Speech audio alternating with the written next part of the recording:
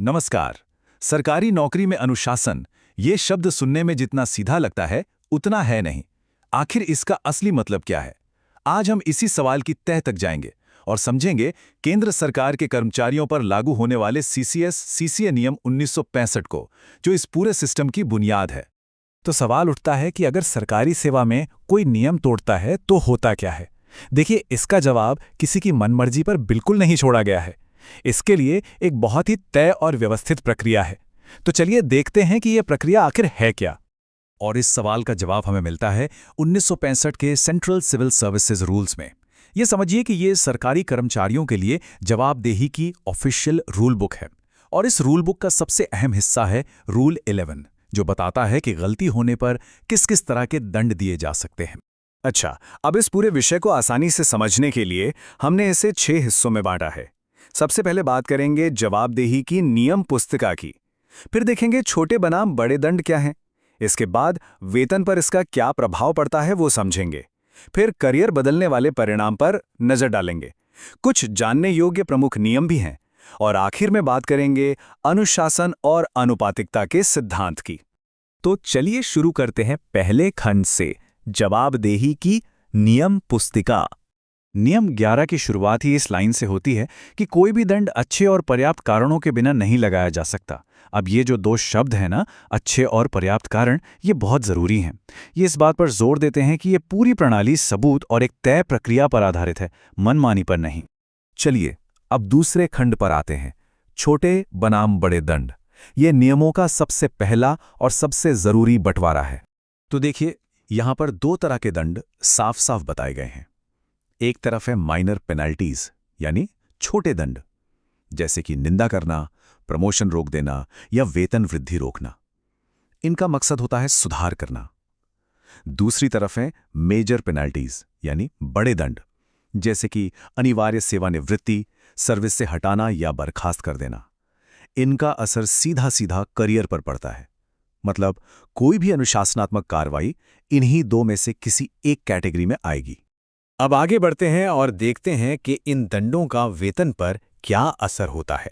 एक बहुत ही आम छोटा दंड है वेतन वृद्धि, यानी इंक्रीमेंट को कुछ समय के लिए रोक देना।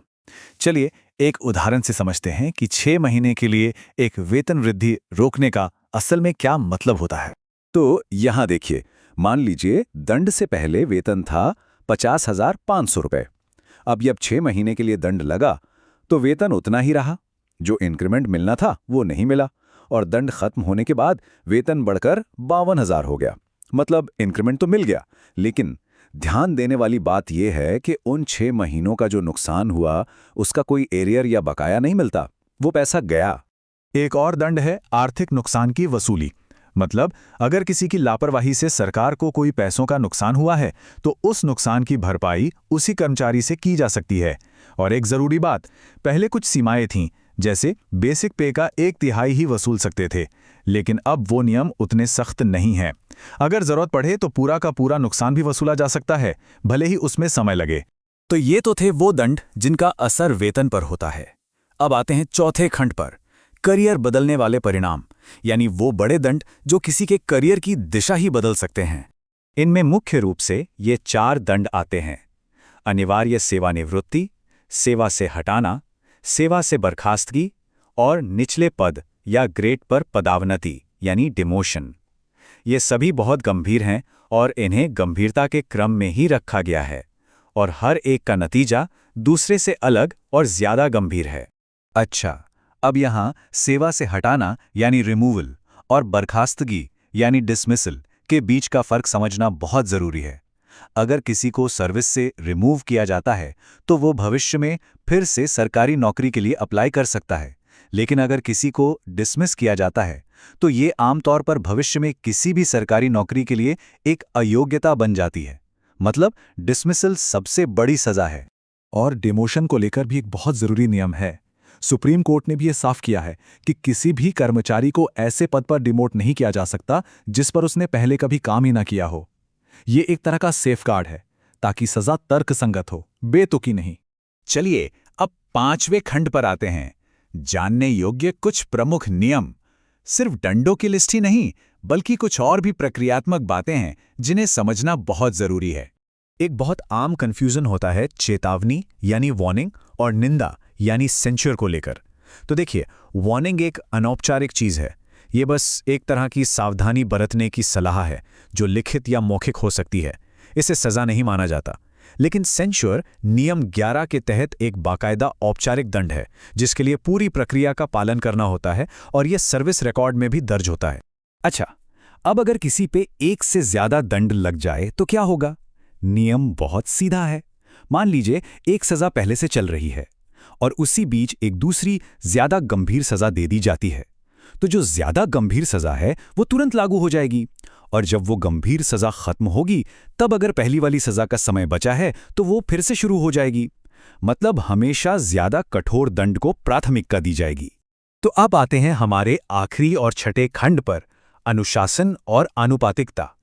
सवाल यह है कि इस पूरे सिस्टम का, इस पूरे ढांचे का निचोड़ क्या है? देखिए, इस पूरी व्यवस्था की नींव आनुपातिकता के सिद्धांत पर रखी गई है। मतलब दंड को गलती की गंभीरता के अनुपात में ही दिया जाना चाहिए। छोटी गलती के लिए छोटी सजा और बड़ी गलती के लिए बड़ी सजा। जैसा कि हमने शुरू में ही देखा था, हर दंड अच्छे और पर्याप्त कारणों पर आधारित होना चाहिए, मनमानी पर नहीं। यही इस सिस्टम का सार है। तो आखिर में ये सवाल बचता है कि कोई भी सिस्टम सख्त सार्वजनिक जवाबदेही की जरूरत और अपने कर्मचारियों के अधिकारों के बीच संतुलन कैसे बना सकता है? ये नियम उसी संतुलन को बनाने की एक कोशिश है। एक ऐसी व्यवस्था जिसका मकसद है सार्वजनिक सेवा में निष्पक्षता और अखंडता दोनों को एक साथ बनाए रखना।